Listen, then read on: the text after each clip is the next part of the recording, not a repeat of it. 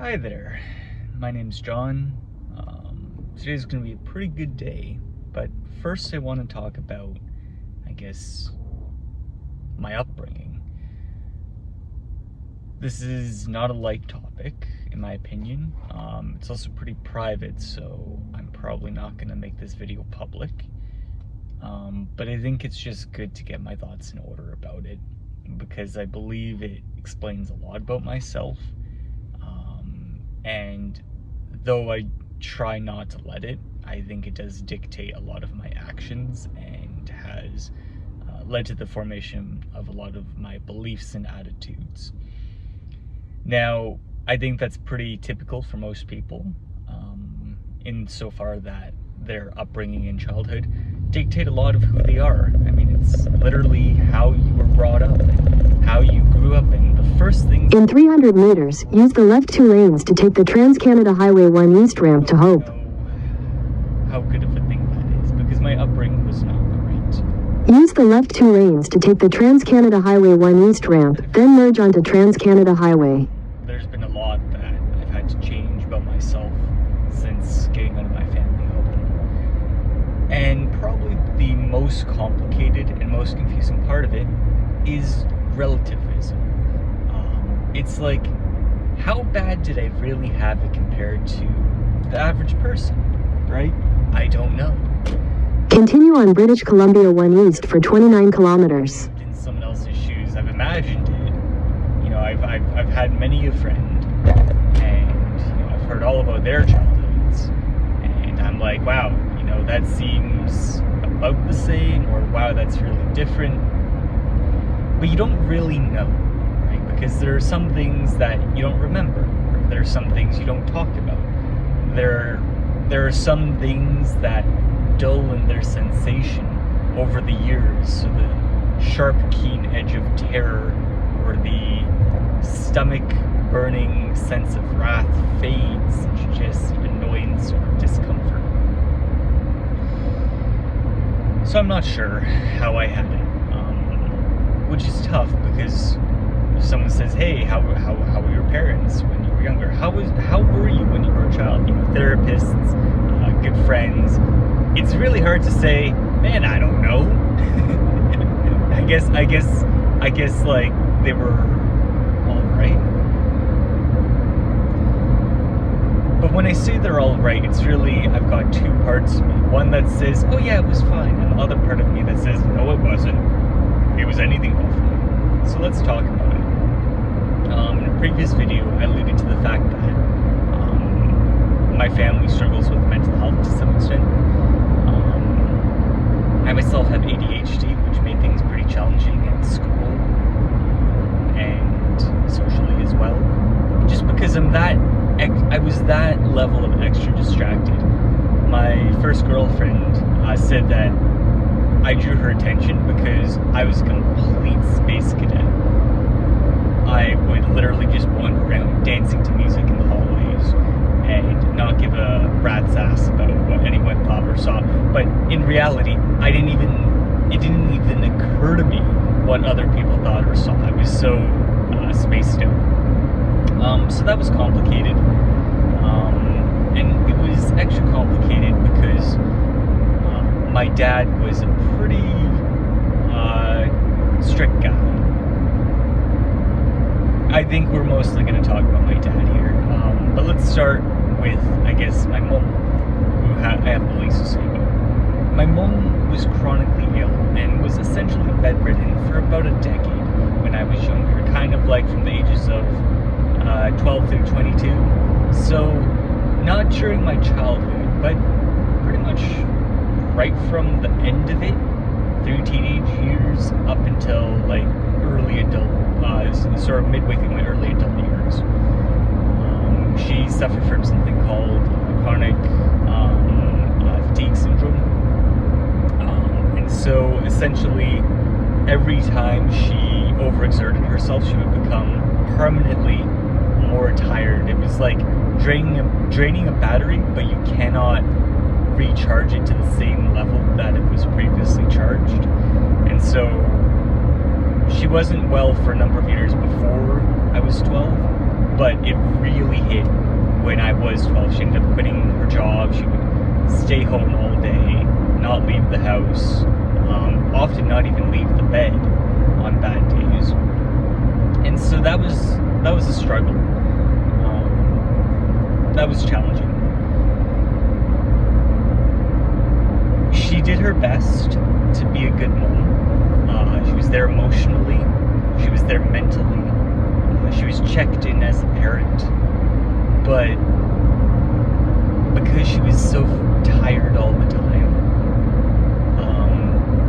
she didn't have energy to do a lot. So she didn't have energy for conflict. So she was very conflict adverse. She didn't have energy to really like stand up and dig in her heels and say, no, you can't do that.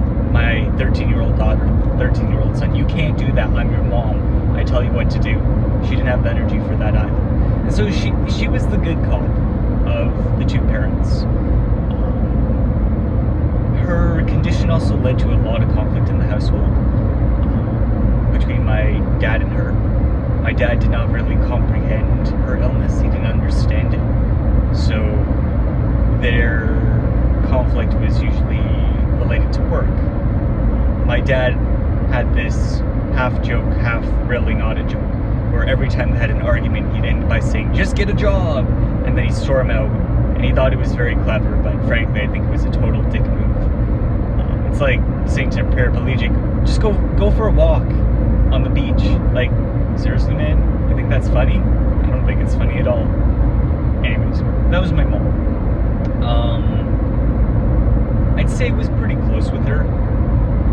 Probably closer than my dad, just because she was around so much. And we're both kind of nerds, and she has ADHD as well. And so our brain speeds are pretty similar, is what I'd say. We jump around about the same, though she jumps around a bit more these days than I do. I've worked at it. And she basically taught me my love of video games. When I was 8, I would spend time with her, just watching her play her MMO. And occasionally I would play the MMO with her, and it was a great time. It was some of my fondest recollections of my time with my mom. Many a good hour or afternoon were spent just, doing raids and be like, wow, you got that piece of loot. That's amazing, good job, that's great for your build. And it was a lot of fun. And then there would be times where she'd be not so well, and I'd go up into her room and I'd just sit, and I'd sit on her floor and we'd just chat for like an hour or two. And I have fun recollections of that as well. So out of everyone, I'd say my mom was the easiest for my childhood. And then there was my sister. Love her to death. Fantastic sister now. But my God, did we have a bit of a nightmarish relationship early on. Oh man. Wow. Yeah, we were pretty awful to each other. I'm not gonna say it's all on her, because I was a little shit as well. Oh my God, was I ever. But I would go out on a limb and say I had it a little bit worse than she did. I was very annoying, but I got kicked in the balls for fun. So I think I definitely got the worst end of the deal there. So yeah, she suffered from borderline personality disorder, but it wasn't diagnosed until her early 20s. So no one really knew what was going on. My dad was losing his mind every day, every single day, about what was going on, because no one could make heads or tails as to why Jessie was making the decisions she did. So from an early age, like we're talking like pre-12, maybe like pre-9, like 9 and younger, she was very shy, very reserved. I was essentially like the sibling who tried everything and trailblazed and kind of made the decisions for the two of us. But when she got to high school, which obviously is past 9, she opened up a little bit from 9 through 12, which is when we went to high school. But then high school hit, she went to an all-girls academy, private academy, and my God, she went through the fire in that school. that place was a nightmare, according to her. I really do believe it. I've met some of those girls. Wow, I wouldn't even call my dear old dad the names that they called her. Yeah, absolutely brutal place. Bullying like you wouldn't believe. Not just like physical, because girls don't do that. It was all emotional and mental, and it was just such a cruel, cold place. And on top of it, it was a Christian school. My sister does not, well, she's not a believer. That's the best way to put it. She's not a believer. And so everything about that place drove her nuts. She hated it all. And for a couple of years, she tried to fit in with the popular girls in that school. And the popular girls were the bullies, and they bullied her despite that. And so she had major teenage angst, and I was the outlet for that angst. So yeah, I had it real rough. I've been called pretty much every name under the sun. Been told things that I'm not going to bother repeating because they were said in deep, deep anger. But it was really rough. I'm a literal guy. I take things at face value. When someone says something to me, I go, okay, damn. They say I'm crazy. I go, oh God, they're crazy. Oh no, they're admitting to me they're crazy. And even though I know they might not be being completely serious, part of them is probably serious. That's not something you say. That's not something a normal sane person says. Anyways, so yeah, Jesse really took it out on me for a while. Yeah, it was rough. Wasn't allowed to fight back. I'd get fined a few $100 every time that happened by my parents. Definitely not ideal for a kid who has no job. And yeah, that was kind of the extent of it. It was not the easiest to go from having your sweet, shy sister to, getting, verbally abused every single day and having shit thrown around and your money stolen by your sister and stuff. But, at some point I snapped. I fought back, and I think I earned some respect from her because of that, because right after that, we started getting along really well. Which goes to show, sometimes you gotta stand your ground. Can't always be a doormat. And like I've mentioned, Jessie is an amazing sister. She's been for many years now. She's medicated, so her condition's under wraps. She's killing it in life. I'm super proud of her. And she's probably like the person I'm absolutely closest to these days. She's such a gem of a sister, and I have no grudges and no chips on my shoulder about the past. I've recognized that it was very challenging and very difficult, but fuck it. What am I gonna do? Oh God, my sister at the age of 12 did this. Who gives a fuck? I don't. So yeah, the main thing was not so much my sister. It was the effect of my sister's decision and choices. So she started drinking and smoking at an early age and going out and partying and doing all that fun stuff that teenagers do. And my parents collectively lost their mind over it. And so while Jessie would be out partying, my parents would be home having a screaming match. They'd be yelling and screaming so loud that I'd be shutting the windows so that we didn't disturb the neighbors. The neighbors knew, right? The neighbors are not daft and also not deaf. But I don't want them to hear like absolutely everything. And there'd be the odd time where I'd have to raise my voice, and I'm the loudest in my entire family. If I raised my voice, the whole block would hear it. But I'd only do that like maybe once or twice a year just to get people to shut up. But that made the household really quite something. A previous therapist described it as a high conflict household. I think that really does sum it up.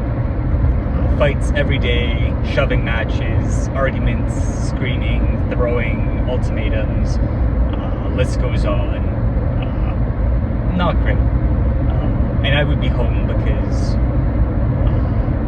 well, actually, that's a good question. I don't know why I didn't go out more, but I certainly never had anyone over, ever. Through high school, I think I had one person over twice, and that'd be my buddy who might be moving to the States in a couple of weeks here. So, yeah. And then there's my dad. Oh boy. You know, he worked really hard. He tried really hard to provide for us, and he did. He did a great job at that. But he wasn't around a lot, and this is where I kind of question my past perceptions versus what really happened. Because when I think back, there's such this large knot of fear that I associate with my dad in the past. But when I actually list out the things that I remember, there's not too many bad events. And so the question arises, was it really that bad? Or was I just a scared kid? I think both could be true. I think it was bad enough to make me terrified. Every time my dad came home, there'd be this mad scramble from Jesse and I, and even my mom, to be busy, to be working, to be doing chores, not to have done them, but to be doing them. Because if you were caught not working when he came home from work, there'd be a fight. And things not turn physical too often, but they turn physical often enough, is what I'd say.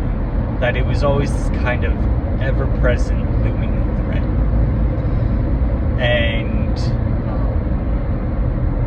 And yeah, it was a very tense atmosphere because of that. When my dad got home, you also opened the door to hostilities with him and my sister, or him and my mom, which was more frequent. My mom and my sister fought probably the least out of that trio. I fought the absolute least out of everyone else. I pretty much never fought with anyone. More on that later, actually. But yeah, my dad coming home was basically, oh my god, tighten down the bulkheads, guys. Fucking secure the hatches. War is coming. In 3 kilometers, use the right lane to take exit 58 for 200th Street toward Langley City Center. Time of day because of that. Not because I dreaded my dad per se, but more so because I dreaded what came of my dad coming home. And my dad was not a bad dad back then. You know, he would work, and he'd come home, and then he'd be like exhausted, and he'd still be like, "Hey John, let's go do something. Let's go play ball. Let's go take the dogs for a walk. You know, hey John, want to come on an errand with me? You know, John, let's watch a movie together." And I think for what he was doing, he did as much as he could. And I love and cherish the moments that we had. But it was also underpinned by this just kind of fear. You know, it'd be one day you'd almost forget about the fear because you're hanging out with your dad, and he's got a great sense of humor, and he's a legend, I'd say. But then, you know, the next day you'd be like, holy fuck, I'm gonna fucking hide upstairs under the bed, quite literally under the bed, and cover my ears because I don't want to hear this screaming match. So yeah, challenging stuff. Yeah. And I think through all of this, I learned a couple things that were unhealthy for me. The first is that taking up space and having needs is a bad thing. Make yourself small. Don't make any noise. Don't be noticed. You're more... In 600 meters, use the right lane to take exit 58 for 200th Street toward Langley City Center. My past relationships, it's the one factor that I've had to really work on is, hey, it's okay to have needs and to communicate those needs to your partner.